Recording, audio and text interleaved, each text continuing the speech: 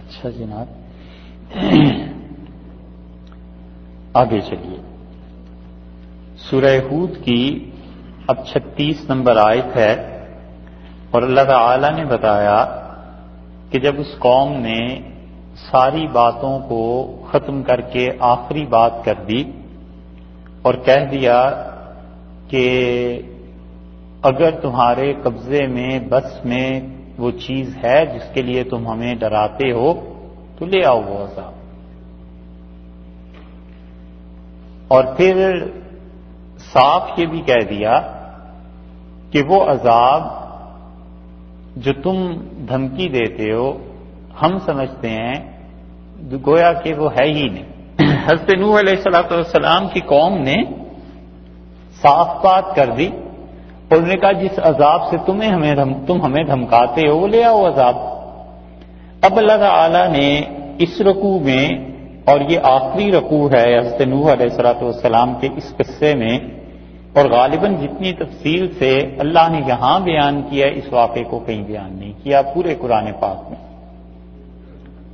اللہ تعالی نے فرمایا وَأُوحِيَ إِلَىٰ نوح، اور وحی کی گئی حضرت نوح علیہ السلام کی طرف کہ انہ بات یہ ہے کہ لن یؤمن، ہرگز ایمان نہیں لائیں گے، من قوم کا، آپ کی قوم میں سے کوئی شخص بھی اب، الا مگر من، وہ انسان، قد آمنا، جو اس سے پہلے ایمان لا چکے۔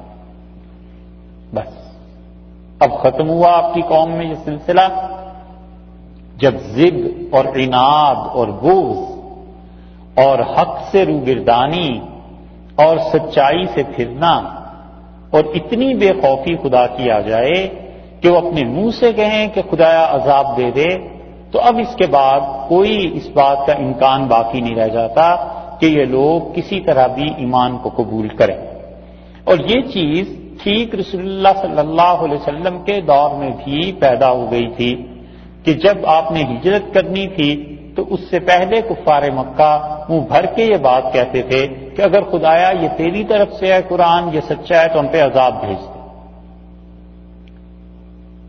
اور اس طرح کی بددعائیں ان لوگوں کے ہاں چل پڑی تھی۔ یہی اس قوم نے کہا۔ یہ جو اس قصے میں ان آیات میں بار بار ہم اس کا تقابل رسول اللہ صلی اللہ علیہ وسلم کی سیرت طیبہ سے کر رہے ہیں، تو اس کی ایک بہت بڑی وجہ ہے، اور وجہ یہ ہے کہ شاہ ولی اللہ محدث دہلوی رحمۃ اللہ علیہ نے اس طرف کئی جگہ پہ توجہ دلائی ہے، اور حضرت کی بات بڑی قابل قدر ہے۔ وہ کہتے ہیں قرآن کو سمجھنے میں ایک بہت بڑی رکاوٹ یہ سوچ اور فکر ہے کہ قرآن بس اسی زمانے کے لیے تھا جب کے لیے یہ نازل ہوا، اور قرآن میں ہمارے دور کے لیے کوئی رہنمائی نہیں۔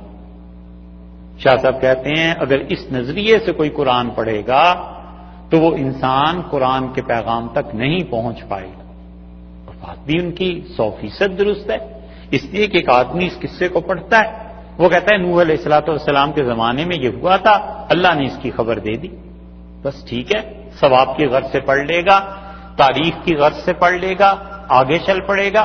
اور اگر اس کا تقابل اب دو چیزوں سے کرتے جائیں کہ کیا یہ حالات رسول اللہ صلی اللہ علیہ وسلم کو بھی پیش آئے تھے، اور کیا یہ ایسی چیز ہے کہ اب بھی دین کی دعوت کے لیے جو لوگ کام کرتے ہیں کیا انہیں اپنے مخالفین سے ایسے سننا پڑتا ہے؟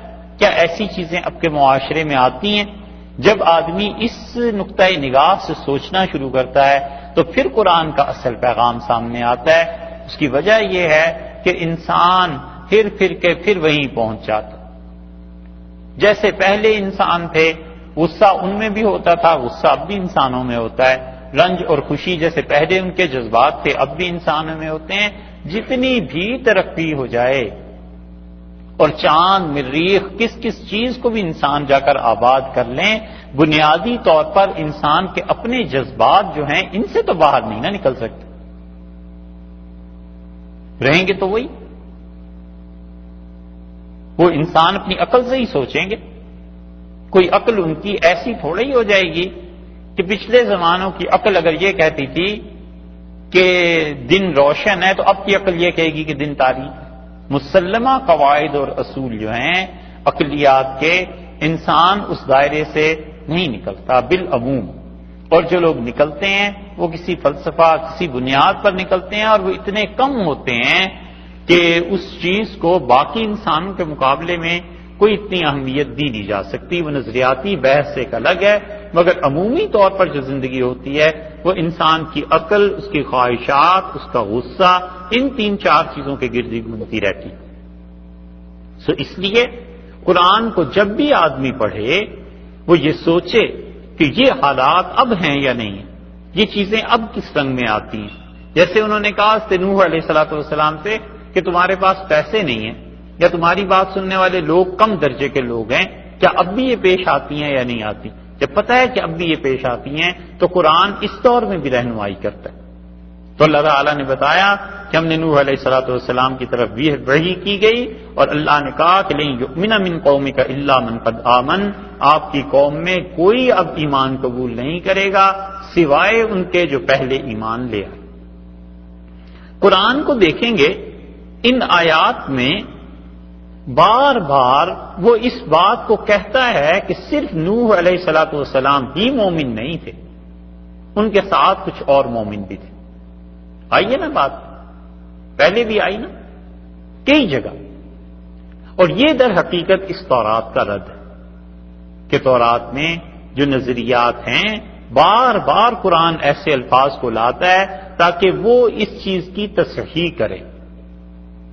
قرآن پاک کا بہت بڑا مقصد جو اس کلام کے مقاصد میں سے ہے قرآن کے، ایک یہ ہے کہ پچھلے جو اللہ کے بندے دنیا میں توحید کو پھیلانے اور آخرت کی دعوت دینے، رسالت اور نبوت کے ساتھ آئے تھے، ان کی شخصیات کو مسخ کیا گیا، ان پہ الزامات لگائے گئے۔ قرآن کا مقصد یہ ہے کہ ان الزامات کو دور کرے۔ ہم یہ نہیں کہہ رہے کہ ضمنی طور پہ قرآن کو دور کرتا جاتا ہے، قرآن انٹینشلی اللہ جان بوجھ کے ایسے الفاظ اپنے ارادے اپنے علم کے ساتھ لاتے ہیں جس سے صاف صاف پتہ چلے خدا یہ بتانا چاہتا ہے کہ پچھلے لوگوں پر یہ تہمتیں تھیں اور ان تہمتوں کو ہم ہٹاتے ہیں۔ کیا ضرورت کی آخر؟ حضرت ابراہیم علیہ السلام کے قصے میں پچھلے برس بات آئی تھی نا کہ قرآن نے صرف ایک جگہ ان کا نام لے لیا کہ اذ قال لأبیہ آزر، جب ابراہیم علیہ السلام نے اپنے والد آزر سے یہ بات کی، اور کئی نام آیا ہی نہیں آزر کا، ایک ہی جگہ آیا ہے۔ سوال یہ پیدا ہوتا ہے کہ ضرورت کیا تھی ان کے والد کا نام قرآن کو لانے کی؟ تو یہودی جو تہمت لگاتے تھے سیدنا ابراہیم علیہ السلام پہ بھی ان کے نسب کے متعلق، قرآن نے فیصلہ کر دیا کہ وہ آزر کے بیٹے تھے۔ قرآن نے بتایا کہ جو کچھ جیوز ان کے بارے میں عقیدہ رکھتے ہیں وہ بات درست نہیں، اس لیے اب بھی اس بات کی ضرورت ہے، اب تک اس بات کی ضرورت ہے کہ کوئی اللہ کا بندہ قرآن کو اس نظریے سے پڑھے اور وہ بائبل کو پڑھے پوری طرح اچھی طرح، اور بائبل کی جو کمنٹریز ہیں انہیں پڑھے، اور پھر قرآن کو سمجھے کہ قرآن نے یہ لفظ کیوں استعمال کیے۔ اب یہاں دیکھیں آپ، بار بار یہ چیزیں آ رہی ہیں کہ ان کے ساتھ کچھ لوگ ایمان لے آئے تھے، ان کے ساتھ کچھ لوگ ایمان لے آئے تھے۔ ابھی بائبل سے کچھ چیزیں آپ سے عرض کرتے ہیں، پھر آپ کو اندازہ ہو جائے گا کہ قرآن کا یہ مقصد کیا ہے ان باتوں کو لانے کا۔ وہ چاہتا ہے کہ وہ یہ بتائے کہ انبیاء علیہ السلام جو آئے تھے ان کا کردار اتنا بلند۔ اسی سورہ ہود کے آخر پہ اللہ نے فرمایا ہم یہ قصے بیان کر رہے ہیں 7 جو کذالک لنثبت بہ فؤادک، اس سے آپ کا دل جمع رہے گا، آپ کو بڑی تقویت ملے گی کہ یہ حالات نبوت کی مخالفتیں آج ہی کی نہیں، یہ پرانے دور سے چلی آ رہی ہیں۔ تو اللہ تعالیٰ جان بوجھ کے ایسے الفاظ لاتا ہے قرآن پاک میں کہ وہ بتائے لوگوں کو کہ انبیاء علیہ السلام کا کردار اتنا بلند، اتنے اعلیٰ اخلاق کے وہ لوگ تھے۔ یہ ساری چیزیں کئی مرتبہ آ چکی ہیں، لیکن اس اصول کو یاد رکھنا چاہیے۔ اللہ تعالیٰ اور یہ نہیں ہے کہ ہم نے یہ کہا کہ ضمنی طور پہ ہم کہتے ہیں قرآن کے مقاصد میں سے ایک مقصد ہے، ضمنی طور پہ بھی وَأُوحِيَ إِلَىٰ نُوحٍ، اور نوح علیہ السلام کی طرف وحی کی، پر ہم نے کہا آپ کی قوم میں سے کوئی مومن نہیں ہوگا إِلَّا مَنْ قَدْ آمَنَ، جو ایمان لا چکے، بس لا چکے۔ اور ایک جگہ آیا وَمَا آمَنَ مَعَهُ إِلَّا قَلِيلٌ، اور اس نے نوح علیہ السلام کے ساتھ بہت تھوڑے لوگوں نے ایمان قبول کیا۔ مفسرین کا خیال یہ ہے کہ وہ 100 سے بھی کم تھے. قرآن نے بس اتنی تصریح کی ہے کہ وہ تھوڑے سے تھے. اب وہ کتنے تھے سیدنا نوح علیہ السلام کے سے لے کے اب تک ہمارے پاس کوئی تاریخ ایسی متصل ہے نہیں کہ کوئی آدمی پن پوائنٹ کر سکے کہ ان کی تعداد اتنی تھی. بس کچھ لوگ تھے مگر تھے ضرور. فلا تبتئس، سو آپ ہرگز اس معاملے میں اب غم نہ کریں. بما کانوا یفعلون، جو کچھ اب یہ حرکتیں کر رہے ہیں آپ اس پہ دکھ کا اظہار نہ کریں. اب آپ پریشان نہ ہوں، بس ایمان اور کفر کا فیصلہ ہو گیا. جن فرشتوں کے لیے وہ شور مچاتے تھے کہ فرشتے نازل ہوں، جس عذاب کے لیے وہ شور مچاتے تھے کہ کیوں نہیں عذاب آ جاتا، اب اللہ اس کا فیصلہ کر دے گا. وَاصْنَعِ الْفُلْكَ، اور آپ کشتی بنائیے. بِأَعْيُنِنَا، ہماری آنکھوں کے سامنے. یہ ہے لفظ، یہ کتنی مرتبہ ہم پڑھتے ہیں اور قرآن اللہ تعالی کے بارے میں ایسے الفاظ لاتا ہے. اس کی پوری بحث تو انشاءاللہ کسی جگہ پہ کریں گے، مگر چند ایک جملے آپ سے غور سے سن لیں. یہاں قرآن نے کہا ہے کہ وَاصْنَعِ الْفُلْكَ بِأَعْيُنِنَا، اللہ تعالیٰ نے فرمایا کہ نوح علیہ السلام کشتی بناتے تھے ہماری آنکھوں کے سامنے. قرآن میں ہی دوسری جگہ آیا ہے کہ اللہ تعالیٰ نے فرمایا بِیَدَیَّ، اور ہم نے حضرت آدم علیہ السلام کو پیدا کیا اپنے ہاتھوں سے. اللہ کے لیے کتنی چیزیں ہو گئیں؟ ایک آنکھیں، دوسرے ہاتھ. قرآن نے ہی کہا ہے کہ یوم یکشف عن ساق، جس دن اللہ اپنی پنڈلی کو کھول دے گا. تو پنڈلی جو ہے ظاہر ہے کہ ٹخنے سے اوپر اور گھٹنے سے نیچے، یہی ہے نا.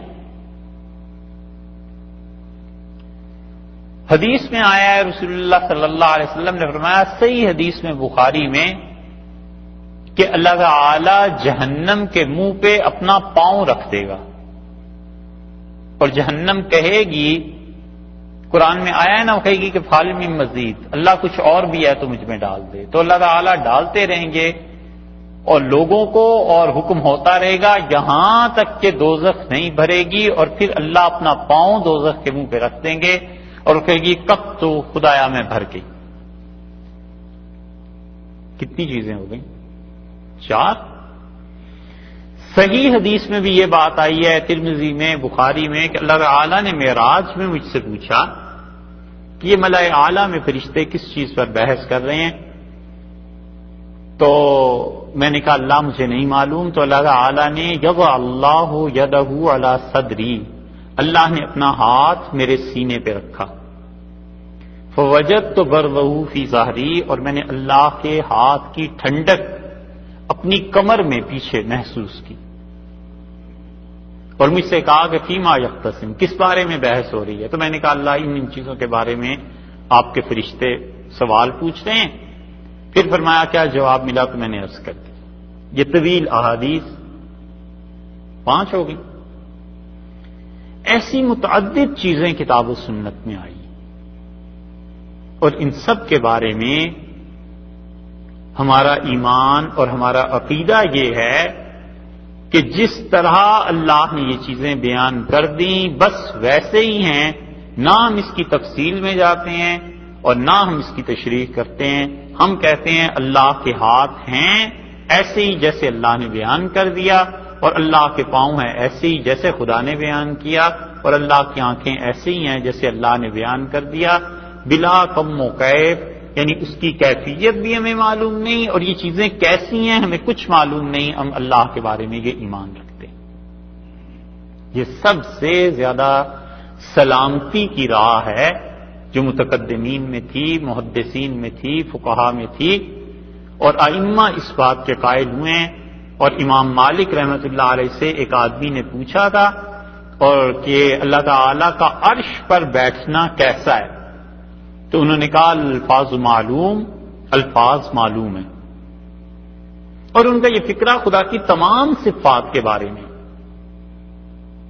یہ آج اس چیز کے بارے میں ذرا سی بات کر رہے ہیں جو قرآن و حدیث میں یہ چیزیں آئی ہیں. اللہ کی 8 صفات جن پہ ایمان لانا ضروری ہے، وہ کسی مقام پہ آئے گی اور پھر یہ بحث بھی آئے گی. پھر انشاءاللہ تفصیل سے عرض کریں گے، مگر ذرا سی بات یہ ہے کہ امام مالک رحمۃ اللہ علیہ سے ان چیزوں کے بارے میں کسی آدمی نے پوچھا تو انہوں نے کہا الفاظ معلوم، الفاظ معلوم ہے، والکیف مجہول، اور اللہ کے ہاتھ، پاؤں، آنکھیں، اس کا بیٹھنا یہ کیا ہے کچھ خبر نہیں۔ اور انہوں نے ارشاد فرمایا اس آدمی سے کہ بل ایمان بہ واجب، ان چیزوں پہ ایمان رکھنا ضروری ہے، بس سوال عنہ بدعہ، اور جو تم سوال کر رہے ہو نا کہ یہ چیزیں کیسی ہیں یہ بدعت ہے۔ اور پھر اس کے بعد انہوں نے کہا اخرجنی، اسے یہاں سے نکالو میرے پاس سے، مجھے بو آتی ہے اس آدمی سے، یہ کوئی فتنہ بنائے گا مسلمانوں کے لیے۔ اور حضرت عمر رضی اللہ عنہ کے دور میں ایک آدمی نے پوچھا، حضرت عمر رضی اللہ عنہ سے سزا دی اور اس کے اس سر پہ درے مارے۔ انہوں نے کہا یہ جب بہکتا ہے نا دماغ تو پھر یہاں سے یہ باتیں نکلتی ہیں، اور بس یہ ایسے ہی ہے جیسے اللہ نے بیان کر دیا۔ اس لیے سب سے زیادہ امن، سلامتی بس اسی میں ہے کہ کبھی بھی اس بحث میں نہ پڑے، اللہ کی صفات کا اس بات کرے کہ یقیناً اللہ کی صفات ہیں، مگر اس کی تفصیلات کیا ہیں ہمیں کچھ نہیں پتا۔ حق تعالی شانہ کی ذات ایسی کہ اس میں صفات نہ ہوں، یہ یا تو ہندوؤں کے ہاں ہے، ایک ان کا فرقہ ایسا ہے کہ وہ خدا کو بغیر صفات کے مانتا ہے اور اپنی طرف سے وہ اسے توحید سمجھتے ہیں، اور یا یہ چیز یہودیوں میں بھی ہے کہ ایک فرقہ ان کا اللہ کو بغیر اس کی صفات کے مانتا ہے، اور یہ گمراہی ہے۔ ہم اللہ کی صفات کا اقرار کرتے ہیں اور ہم کہتے ہیں کچھ پتہ نہیں ہے، بس ایسے ہی ہے پروردگار جیسے تو نے بیان کر دیا، اس سے زیادہ نہ بولے۔ امام ابو حنیفہ رحمۃ اللہ علیہ، امام مالک، شافعی اور امام احمد ابن حنبل رحمۃ اللہ علیہ سب کا محدثین کا مسلک یہی تھا۔ اور امام احمد ابن حنبل رحمۃ اللہ علیہ کو سب سے زیادہ ان ائمہ سے اس چیز کا واسطہ پڑا ہے، اور وہی ہستی تھی جس نے کوڑے کھائے ان معاملات میں، اور باقی تینوں ائمہ کو اس معاملے میں اپنے مخالفین سے سامنا نہیں کرنا پڑا۔ ان کی زندگیوں میں ایسی چیزیں زیادہ نہیں سامنے آئی تھی، گرچہ آئی تھی۔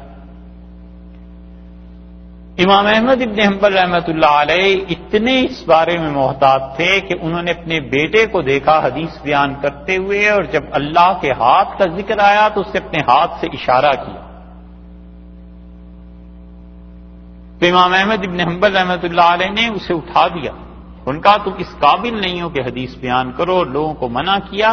انہوں نے کہا اس آدمی میرے بیٹے کو دیکھو، اللہ کے ہاتھوں کے لیے اپنے ہاتھوں سے اشارہ کرتا ہے، میں اسے بھی مکروہ جانتا ہوں، بس یہ کہے کہ اللہ کے ہاتھ ہیں اور وہ ویسے ہی ہیں جیسے اللہ تعالیٰ نے بتا دیا، بس اس کے ہاتھ ہیں ہمارے ہاتھوں جیسے نہیں، اور اس کی آنکھیں ہماری آنکھوں جیسی نہیں ہیں، اور پروردگار کے ہاں پنڈلی ہے اور پنڈلی ہمارے جیسی نہیں۔ یہ تو ہے سب سے زیادہ سلامتی کی راہ، اور اس کو شیخ الاسلام ابن تیمیہ رحمۃ اللہ علیہ نے اتنا لکھا ہے کہ پوری کتاب بن سکتی ہے اس پہ۔ اور فقہ اکبر میں امام ابو حنیفہ رحمۃ اللہ علیہ نے اس کی صراحت کی۔ امام ابو حنیفہ رحمۃ اللہ علیہ نے یہ جو لوگوں میں ہے نا کہ ان کی کوئی کتاب نہیں ہے اور انہوں نے کوئی کتاب نہیں لکھی، یہ غلط بات ہے۔ امام صاحب رحمۃ اللہ علیہ کی کتابیں جو ہم تک پہنچی ہیں ان میں سے ایک فقہ اکبر بھی ہے، اور یہ بہت بڑا احسان ہے حیدرآباد والوں کا، دکن والوں کا، انہوں نے اس کتاب کو چھپوایا سب سے پہلے نظام کے زمانے میں، اور بڑی خدمت کی انہوں نے علم کلام کی، وگرنہ بظاہر ایسے تھا کہ یہ کتاب گم ہو گئی ہے۔ 1920 سے بھی غالباً پہلے یہ چھپی تھی وہاں۔ امام صاحب رحمۃ اللہ علیہ نے اپنا مسلک یہی بیان کیا، حتیٰ کہ انہوں نے کہا اگر کوئی آدمی یہ کہتا ہے کہ خدا کے ہاتھ سے مراد اس کی قدرت ہے اور خدا کی نگاہ سے مراد اس کی نگرانی ہے، تو انہوں نے کہا کہ ہم اسے درست نہیں سمجھتے اور اس پہ تفصیلی بحث ہے۔ تو پھر صحیح، یہ تو ایک دور تھا۔ خدا کی ان صفات کے بارے میں متقدمین، تابعین، تبع تابعین مکروہ سمجھتے تھے کہ آدمی اس کی تعویل کرے، وہ کہتے تھے اس پہ مت بولو بس۔ اور یہ دور چلا ہے ابتدا میں، اور امت میں اس پہ کئی آراء پیدا ہوئی. جہمیہ ایک فرقہ تھا وہ بنا، معتزلہ بنے، اہل سنت تھے، اور یہ تھے اہل ظواہر محدثین تھے. ان لوگوں نے آراء لکھی، اور جب غیر مسلموں نے، عیسائیوں اور یہودیوں نے عام مسلمانوں کو بہکانا شروع کیا کہ تم کہتے ہو اللہ کے ہاتھ ہیں، کیسے ہیں؟ کوئی آدمی آ جاتا تھا مسلمان ہونے کی صورت میں، آ کے محدثین کے یہاں حدیث میں بیٹھا رہتا تھا. جب خدا کی صفات کی احادیث آتی تھی تو وہ کھڑا ہو جاتا تھا، کہتا تھا حضرت آپ نے کہا قرآن اللہ کا کلام ہے، یہ بتائیں اللہ کا یہ کلام کیسا ہے؟ یہ کیا صفت خدا کی کلام کی شروع سے ہے یا اب پیدا ہوئی؟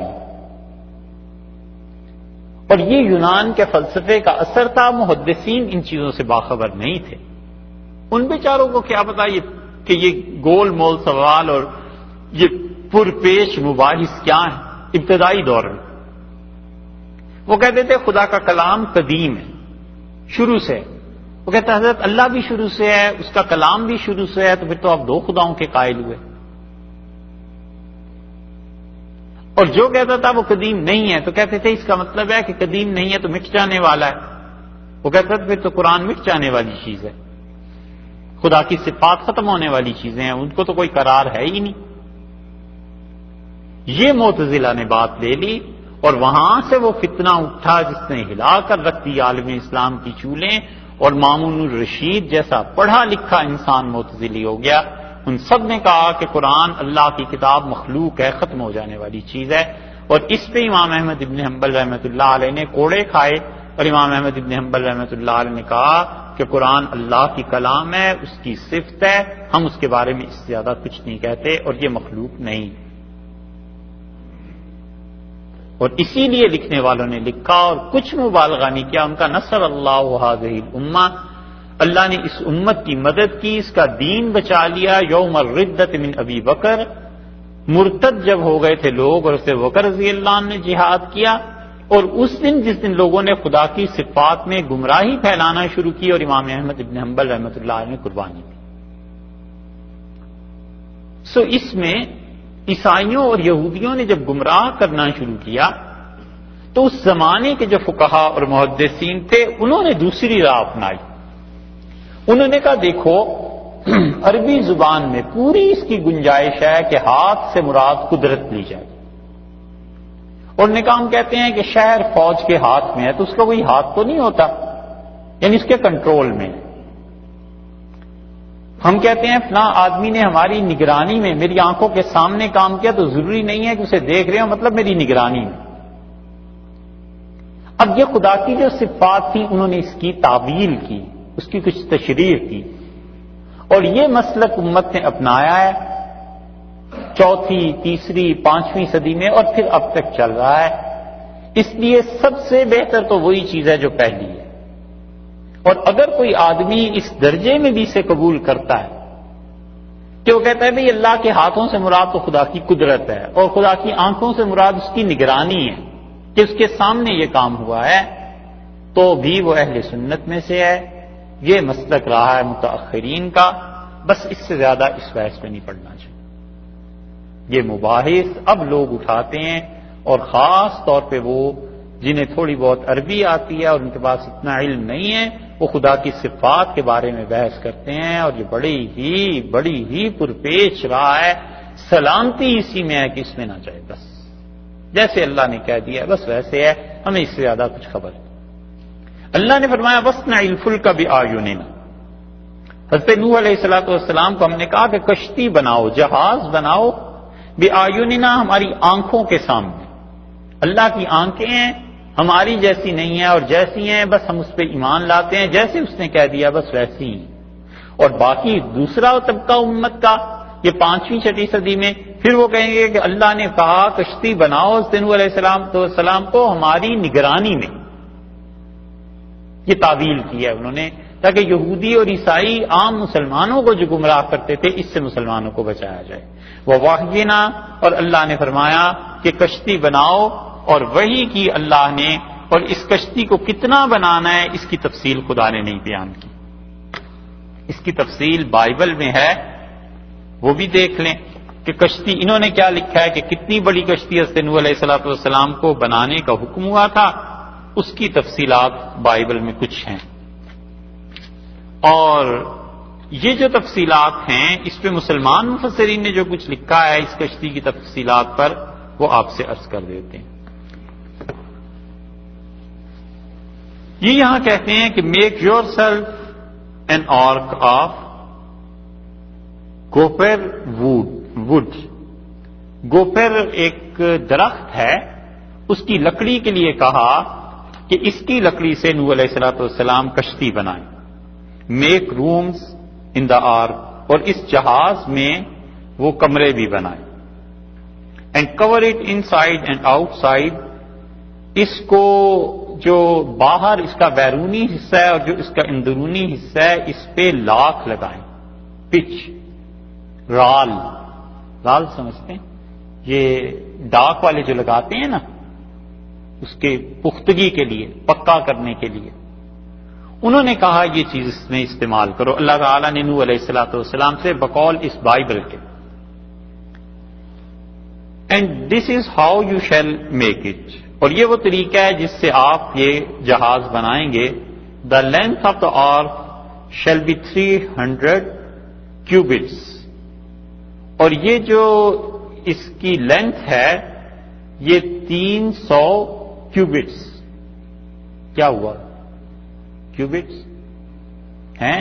ہاتھ مکعب، جسے ہمارے ہاں اردو میں استعمال کیا جاتا ہے، یعنی 300 ہاتھ ہوگی۔ ایک ہاتھ عام طور پہ 1.5 فٹ کا 1.5 فٹ کا گنا جاتا ہے۔ اٹس وڈتھ، اور اس کشتی کی جو چوڑائی ہے 50 کیوبٹس، یہ 50 ہوگی۔ اینڈ اٹس ہائٹ 30 کیوبٹس، اور یہ 30 فٹ اونچی ہوگی۔ یہ بائبل کی روایت ہے۔ ہمارے یہاں مفسرین نے جو کچھ لیا ہے بس وہ اسی سے لیا ہے، جس نے بھی لکھی ہے، اگر کسی نے لکھی ہے نا، یعنی لکھی تو ہے یقیناً بعضوں نے، وہ یہیں سے ہے، باقی اور کوئی سورس نہیں۔ اور نے کہا you shall make a window for the ark, اور اس میں ایک کھڑکی بھی ہوگی۔ And you shall finish it to a cubit from above, اور اوپر سے بھی اسے ڈھانپنا ہے۔ اور اس کے ساتھ ساتھ set the door of the ark in its side, ایک اس کی سائڈ پہ دروازہ بھی رکھنا ہے۔ اور آپ اس میں یہ کریں گے کہ you shall make it with lower second, اس میں نچلا اور درمیانہ اور پھر اوپر کا تھرڈ، تیسرا طبقہ جو ہے اس میں بنانا ہے۔ انہوں نے یہ کشتی کی تفصیل دی ہے کہ حضرت نوح علیہ الصلوۃ والسلام کو انہوں نے بتایا کشتی کس کس طرح کی بنے گی۔ یہ اس لیے عرض کیا آپ سے کہ صاحب روح المعانی نے اور امام رازی رحمۃ اللہ علیہ نے اس پہ بحث کی ہے، دونوں نے، اور وہ کشتی کی ان ساری تفصیلات کے بعد کہتے ہیں کہ اس کشتی کا ڈھانچہ اور یہ چیزیں جاننے کی ہمیں کوئی ضرورت نہیں تھی، اور اگر کوئی دین کا کام اس پہ موقوف ہوتا تو اللہ تعالیٰ خود ہی بیان کر دیتا۔ وہ کہتے ہیں اس سے کوئی بحث نہیں ہے، وہ کشتی کتنی بڑی تھی، کتنی اونچی تھی، کمرے اس میں تھے نہیں تھے، بس اللہ نے بتا دیا کہ کشتی بناؤ، اور کشتی انہوں نے بنائی، اور پھر اس کی تفصیلات میں جانا وہ کہتے ہیں ایک بیکار کام۔ اللہ تعالیٰ نے فرمایا کہ ہمارے حکم سے آپ کشتی بنائیے، اور اس کے ساتھ یہ بھی ارشاد فرما دیا کہ ولا تخاطبنی، اور مجھ سے آپ بات نہ کریں فی الذین ظلموا، ان لوگوں کے متعلق جنہوں نے ظلم کیا ہے۔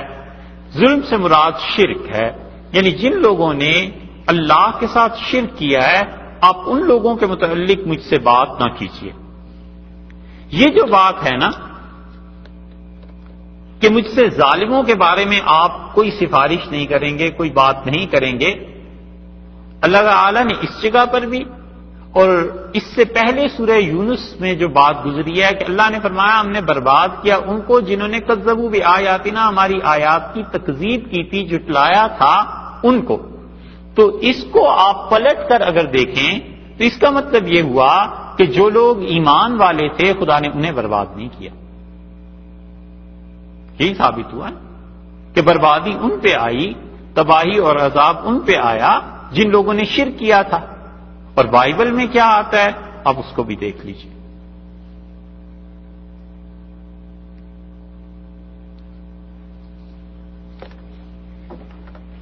یہ طویل عبارت ہے، لیکن اس عبارت میں کچھ فائدے ہیں تاکہ وہ آپ سن لیں اس کو.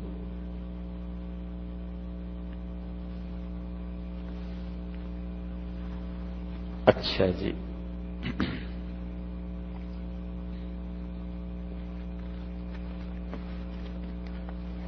And behold, I myself am bringing flood waters on the earth. اللہ تعالیٰ نے اس دن نوح علیہ السلام سے کہا کہ دیکھو ہم دنیا میں سیلاب لانے والے ہیں to destroy from under heaven all flesh in which is the breath of life. ہر وہ چیز جس میں سانس ہے، بریتھ آف لائف، جس میں زندگی کی رمق ہے، ہم ہر اس چیز کو تباہ کر دیں گے. Everything that is on the earth shall die. اور اس زمین میں جتنی چیزیں پائی جاتی ہیں یہ سب مر جائیں گی. قرآن نے اس کو نہیں کہا. قرآن نے صراحت کی ہے بار بار کہ کچھ لوگ بچیں، ہر چیز پہ موت نہیں آئی. بٹ آئی ول اسٹیبلش، لیکن میں ان کو بچاؤں گا جو لوگ کہ آپ کے ساتھ ہیں. And you shall go into the ark. اور نوح علیہ السلام سے کہا کہ آپ اس کشتی میں جائیے. کون کون؟ یہ بات خیال میں رکھیے گا، آگے قرآن اس کا رد کرتا ہے. یو آپ جائیں گے، یور سنز آپ کے بیٹے جائیں گے، یور وائف آپ کی بیوی جائے گی، اینڈ یور سنز وائفس اور آپ کے بیٹوں کی بیویاں بہویں جائیں گی ود یو آپ کے ساتھ. قرآن کہتا ہے کہ ان کی بیوی حضرت نوح علیہ السلام کی وہ غرق ہو گئی کیونکہ وہ کفر کرنے والوں میں سے تھی. اور دوسری بات یہ بتاتی ہے بائبل کہ ان کے ساتھ یہ چیزیں یہ لوگ گئے تھے. اور قرآن یہ بات نہیں کہتا. قرآن کہتا ہے ان کے ساتھ کئی ایک لوگ گئے تھے جن لوگوں نے ایمان قبول کر لیا تھا. بائبل کو اس پہ اتنا اصرار ہے کہ آگے چل کے کہتے ہیں and of every living thing of all flesh you shall bring two of every sort into the ark. اور آپ ہر چیز جو زندہ ہے اس کا جوڑا جو ہے اس جہاز میں رکھیں گے to keep them alive with you. اور یہ آپ کے ساتھ زندہ رہیں گے. They shall be male and female. اور یہ ایک نر ہوگا ایک مادہ ہوگی. Of the birds after their kind, of animals after their kind. اور جو پرندے ہوں گے ان کی اپنی نسلیں اور اینیملز کی اپنی ہوں گی. اور ہر ایک جانور، every creeping thing of the earth after its kind, ہر ایک کو آپ لے کے اس جہاز میں آئیں گے. Two of every kind will come to you to keep them alive. اور آپ ہر قسم کی اس نسل کو لے کے آئیں گے جنہیں آپ نے زندہ رکھنا ہے. قرآن اس کی نفی کرتا ہے. اور یہ بہت بڑی بات ہے ان لوگوں کے لیے جو قرآن پر اعتراض کرتے ہیں اور وہ کہتے ہیں کہ قرآن نے بتایا ہے کہ اس میں لے آئیں آپ سب چیزوں کے جوڑے داخل کر لیں، تو آخر وہ کشتی بڑی کتنی تھی؟ تو یہ تو بائبل پہ اعتراض ہونا چاہیے. قرآن نے تو یہ کہا ہی نہیں. آگے دیکھیے. And you shall take for yourself of all food that is eaten. اس کے ساتھ ساتھ آپ تمام وہ خوراک رکھیں گے اس جہاز میں جو کھانی ہے. اور اس کے بعد یہ ہوگا کہ and you shall gather it to yourself and it shall be food for you and for them. چلیے یہ خوراک ان لوگوں کے کام آئے گی. Thus Nuh did. پھر حضرت نوح علیہ السلام نے یہ کام کیے. According to that, all that God commanded him, so he did. اللہ تعالیٰ نے انہیں حکم دیا تھا سو انہوں نے کیا. Then the Lord said, یہ 7th اس سے باب پھر شروع ہو رہا ہے اور جینیسس کا. پھر اللہ تعالیٰ نے انہیں حکم دیا نوح علیہ السلام کو، ان کا come into the ark. جہاز میں چلے جاؤ you and your household because I have seen that you are righteous before me in this generation. کہ اللہ تعالیٰ نے کہا نوح علیہ السلام سے کہ اس نسل میں سب سے اچھے صحیح آدمی چکے تم ہو، لہذا تم چلے جاؤ. اور آپ اپنے ساتھ کس کو لے کے جائیں گے؟ 7 each of every clean animal. جو بھی پاک جانور ہیں 7 کی تعداد میں لے کے جائیں گے. And male and his female, نر اور مادہ ہوں گے. 2 each of animals that are unclean. اور وہ جانور بھی آپ اس کشتی میں لے کے جائیں گے اس جہاز میں جو جانور ناپاک ہیں. اور ان میں بھی میل اور فیمیل یہ سب چاہیں.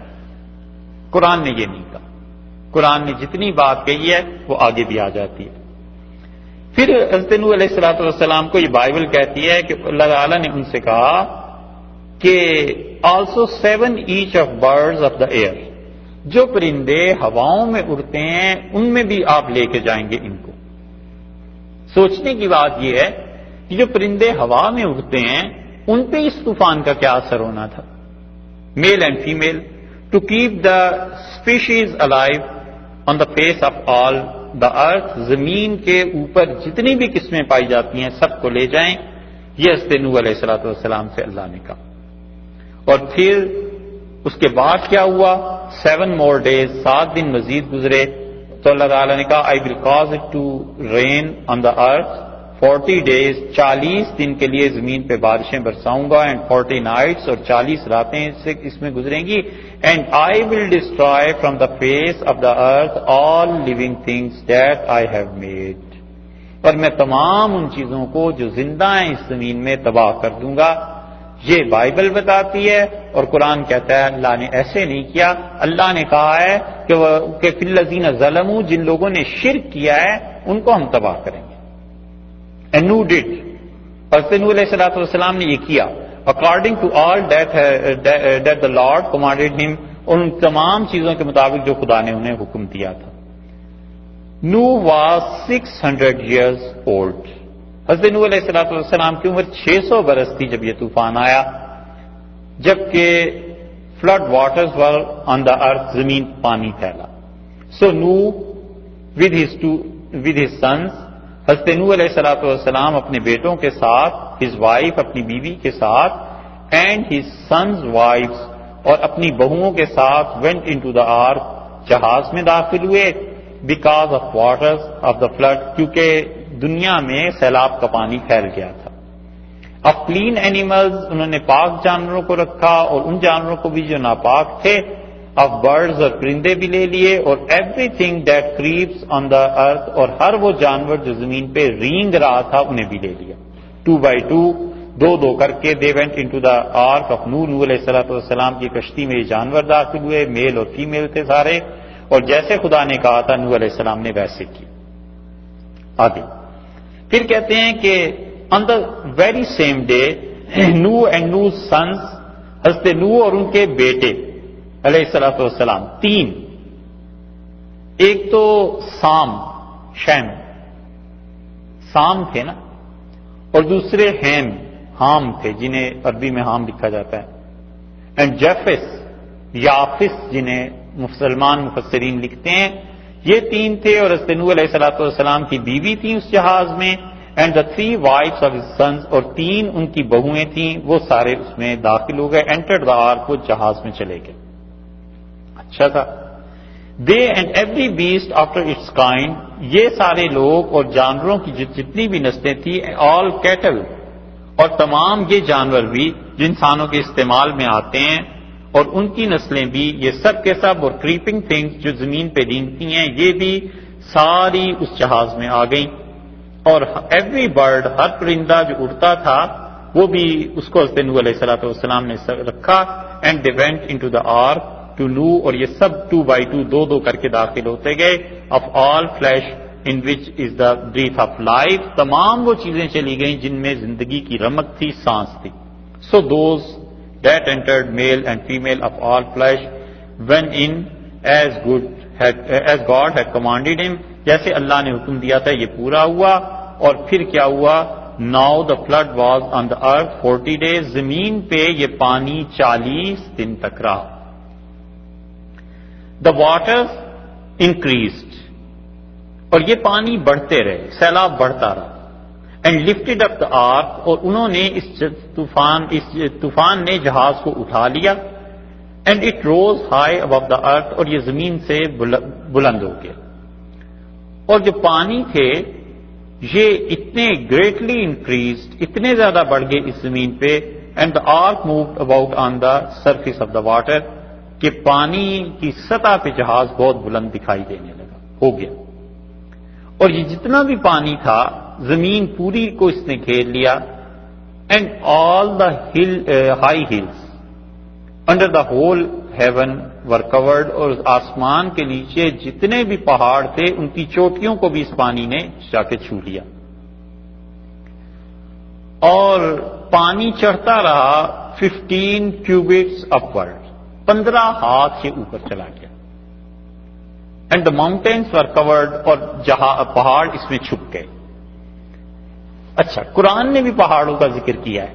یہ ساری چیزیں آپ کے ذہن میں رہیں گی تو یہ آیات دیکھیے کہاں کہاں بائبل نے کیا کہا ہے، قرآن اس کو کیا کہتا ہے.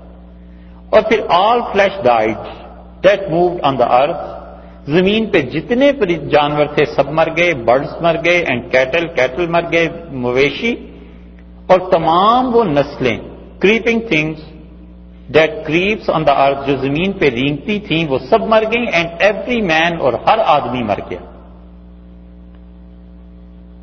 اور پھر کہتے ہیں کہ all in whose nostrils was the breath of the spirit of life, ہر وہ چیز جس کے نتنوں میں، ناک میں سانس آتا تھا زندگی کا، وہ سب چیزیں مر گئیں. All that was on the dry land died, اور زمین جو خشک ہوئی تو سب مردہ تھے، یعنی مار دیے گئے اس زمین پہ. So he destroyed all living things which were on the face of the ground. یہ ان ساری چیزوں میں کوئی 10 بار یہ فکر آیا ہے کہ ساری لیونگ تھنگز مر گئی تھی، both man and cattle، انسان بھی جانور بھی. کریپنگ تھنگز جو زمین پہ رینگتی تھیں، برڈ آف ایئر، ہوا کے پرندے بھی مر گئے. they were destroyed from the earth، زمین کی طرف وہ مار دیے گئے. only Nuh، صرف نوح علیہ السلام بچے. and those who were with him، اور جو ان کے ساتھ تھے in the ark remained alive، جو بھی ان کے ساتھ تھے اس جہاز میں وہ بچے. وہ کون تھے؟ وہ 3 ان کے بیٹے، 3 ان کی بیویاں، 6. حضرت نوح علیہ السلام خود 7 اور ان کی بیوی 8. ان 8 آدمیوں کے علاوہ کوئی نہیں بچا. پھر کیا ہوا؟ پانی اتنا چڑھا زمین پہ 150 days، کہ یہ 150 دن تک پانی یہاں پر قائم رہا ہے. یہ انہوں نے تفصیلات اس کی بتائیں. دین دا آرک ریسٹڈ ان دا 7 month، پھر 7واں مہینہ جب شروع ہوا تو یہ کشتی رکی. دا 7th day of the month، 7ویں مہینے کے 7ویں دن، جولائی کو، 7 جولائی کو رک گئی ہوگی. آن دا ماؤنٹینز آف ارارات، ارارات کے جو پہاڑ ہیں ان پر یہ کشتی رکی. یہ انہوں نے کہا ہے. تورات کی اتنی تفصیلی عبارت جو پڑھی ہے، اب آپ دیکھیے قرآن کیا کہتا ہے ان چیزوں کے بارے میں. یہ ساتھ ساتھ باتیں صاف ہوتی جائیں گی. اللہ نے فرمایا وَيَصْنَعُ الْفُلْكَ، اور ہم نے انہیں کہا کہ وَلَا تُخَاطِبْنِي فِي الَّذِينَ ظَلَمُوا، جن لوگوں نے شرک کیا ہے نوح، ان کے بارے میں آپ ہمارے ساتھ بات نہ کیجیے گا. إِنَّهُمْ مُغْرَقُونَ، یہ سب غرق ہونے والے. تو قرآن بتاتا ہے کہ صرف ان لوگوں کے متعلق کہا جنہوں نے شرک کیا ہے، باقیوں کے متعلق اللہ نے نہیں کہا. وَيَصْنَعُ الْفُلْكَ، اور اس سے نوح علیہ السلام کشتی بناتے تھے.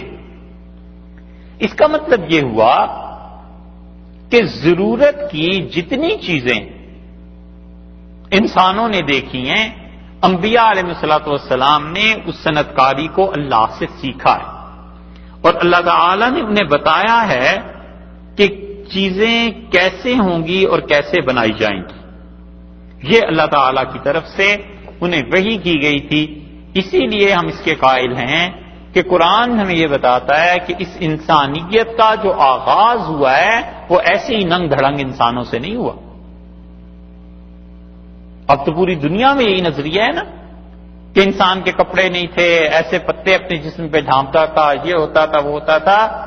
ہم نہیں کہتے، ہم کہتے ہیں انسانیت کا آغاز اس دنیا میں اللہ نے بڑے شاندار طریقے پہ کیا تھا، نبوت سے کیا تھا. خدا نے انہیں چیزیں سکھائی تھیں. حضرت نوح علیہ السلام کو اللہ نے جہاز اور کشتیاں بنانی سکھائیں. ممکن ہے اس سے پہلے بنتی ہوں، نہیں بنتی تھیں، اب بننی شروع ہو گئی. حضرت آدم علیہ السلام جو دنیا میں آئے ہیں تو اللہ نے یقیناً ان کے ساتھ کپڑے بھی بھیجے. اللہ نے بتایا ہے کپڑے کیسے پہننے ہیں، کیا چیزیں کرنی ہیں. نبوت آئی تھی تو زراعت نہیں کرتے تھے، کھیتی باڑی نہیں تھی ان لوگوں کے یہاں. یہ یقیناً یہ ساری چیزیں تھیں. اسی لیے تو قرآن بتاتا ہے کہ اس زمانے میں کوے بھی تھے. جب ان کے ایک بیٹے کا قتل ہو گیا تو کبے نے آ کر زمین کو نوچا، زمین کو کھودا کہ کیسے اس کو دفن کرنا ہے دوسرے کو.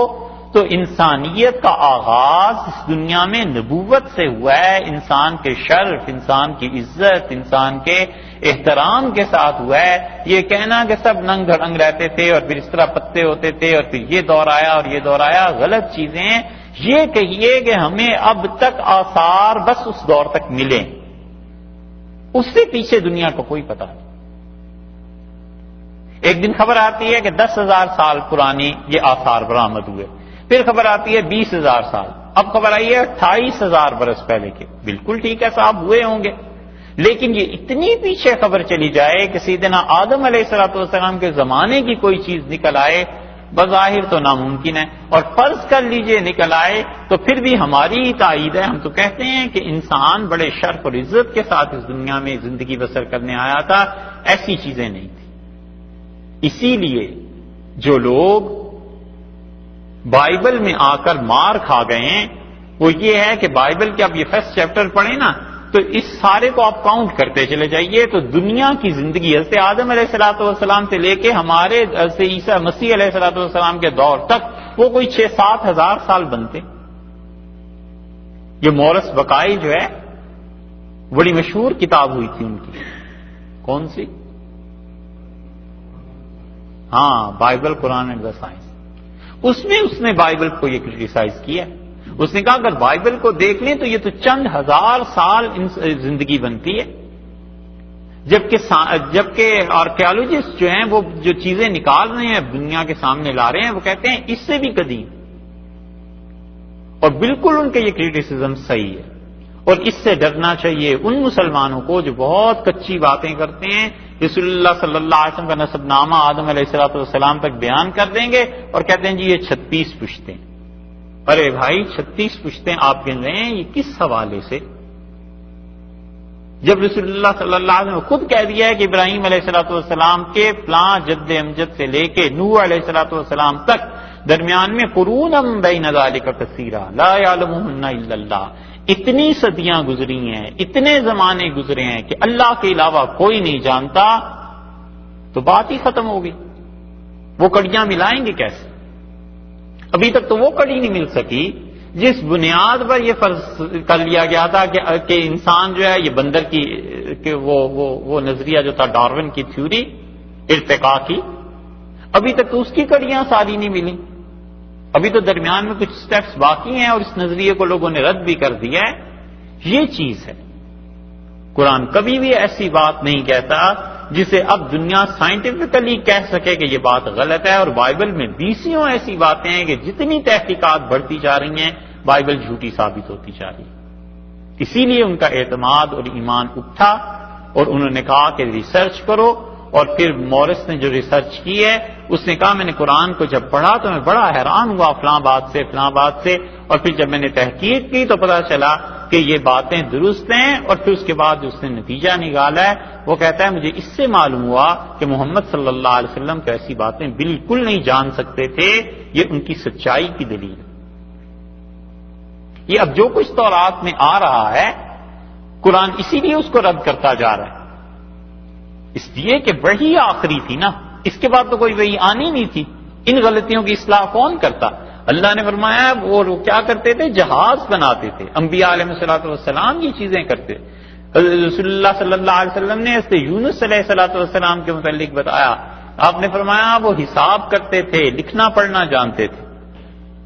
اور یہاں تک کہ ایک روایت میں آتا ہے ان کے زمانے میں علم نجوم تھا. اور رسول اللہ صلی اللہ علیہ وسلم فرمایا اس کے زمانے میں لوگ خط کھینچتے تھے اور پیشن گوئیاں کرتے تھے، اور اب کوئی آدمی اسی علم کے مطابق پہنچ جاتا ہے تو وہ پیشن گوئی کرتا ہے، اس کی ایک بات سچ ہو جاتی ہے اور بہت سی باتیں جھوٹ پہ مبنی ہوتی. تو نبوت سے انسانیت کا آغاز ہوا ہے. یہ شریعت، یہ قرآن کا نظریہ، جتنی بھی ضرورت کی چیزیں ہیں وہی سے اللہ نے انہیں سکھائیں.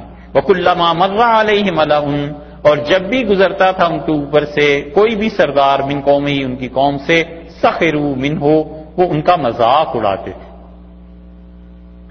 وہ کہتے تھے کہ یہ علاقہ عراق کا اور دریا بھی دور، اور بحیرہ فارس پرشین سی وہ کہاں پہ واقع ہے اور یہ یہاں کشتیاں بنا رہے ہیں، اس کا کیا فائدہ ہے؟ ہنستے تھے، مذاق اڑاتے تھے. قال نوح علیہ السلام بولے اور ان کا ان تسخروا منا، اگر تم ہم سے مذاق کرتے ہو فإنا سو بلا شبہ ہم نسخر منکم، ہم تم سے مذاق کرتے ہیں. تم میری ہنسی اڑاتے ہو، میں تم پہ ہنستا ہوں. اس پہ ایک بات تو یہ ہے کہ انبیاء علیہ الصلوۃ والسلام تو اپنے مخالفین پہ ہنسا نہیں کرتے، پھر اللہ نے یہ کیسے کہہ دیا؟ کیونکہ ان کے تو اخلاق بہت بلند و بالا ہوتے ہیں. تو مفسرین کہتے ہیں کہ اصل بات یہ ہے کہ جس طرح کا سوال اس طرح کا جواب، عربوں کے ہاں الفاظ ایسے ہی استعمال ہوتے ہیں. جیسے سورہ طارق میں آیا ہے نا فَيَقِيدُوا لَكَ كَيْدًا، نہ وہاں اور لفظ ہے.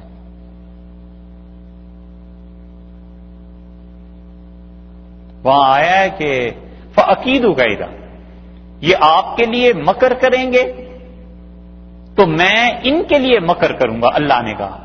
حالانکہ اللہ کی ذات بلند و بالا ہے اس سے سبحانہ و تعالی کہ اس کے لیے کوئی مکر کا لفظ استعمال کرے، لیکن زبان کے قاعدے میں جب ایک چیز آئی تو اس کے مقابلے میں دوسرا لفظ بھی ویسے ہی لایا گیا.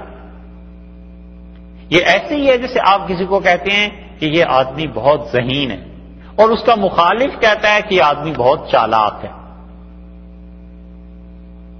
فارسی کے ایک شاعر نے کہا، اس نے کہا ہوں میں بھی بہت خوبصورت، لیکن کیا کروں، میرا سکیچ، میری تصویر بنانے والا جو آدمی ہے جس کے ہاتھ میں قلم ہے وہ میرا دشمن ہے. تو جو میرا سکیچ کھینچ رہا ہے وہ تو اپنی خواہش کے مطابق کھینچ رہا ہے. تو اس لیے الفاظ ایک دوسرے کے مقابلے میں آتے ہیں، پہلی بات تو یہ.